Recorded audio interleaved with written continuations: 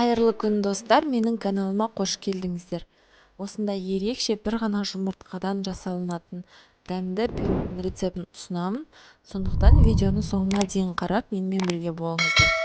Ешқандай миксердің де таразының керегі жоқ. Жасалуы 20 минут уақытыңызды алатын, бір пәсте дайын болатын пирог, сондықтан менімен бірге жасап көріңіздер. Ең алдымен барлық заттарымызды дайындап аламыз. Бұдан соң таза ыдысқа бір жұмыртқамызды салып, үстінен шекерімізді салып, жақсылап венчиктің көмегімен немесе вилканың көмегімен араластырып аламыз. Барлық мөлшерін описание бөліміне жазып қоямын, сондықтан сол жерден алып қарасаңыздар болады.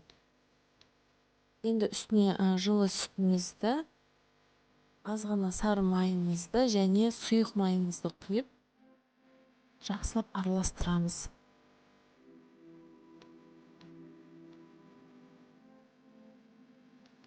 Және разрыхлителімізді бір шай қасық қана салып, ұнымызды 2-3-ке бөліп, ситаның көмегімен салып, жақсылап араластырып аламыз.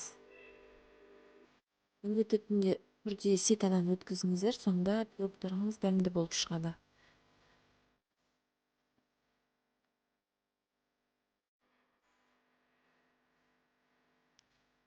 Енді 20 диаметрлік ыдысымызды дайындап аламыз.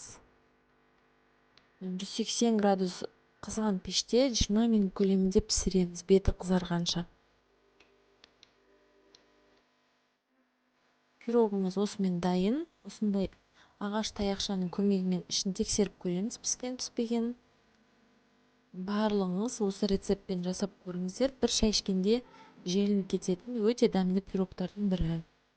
Және осындай бұдан да керемет рецепттерді жіберіп алмас үшін менің каналыма жазылып, лайк басып, ұнаған болса комментарий жазып қоюды ұмытпаңыздар.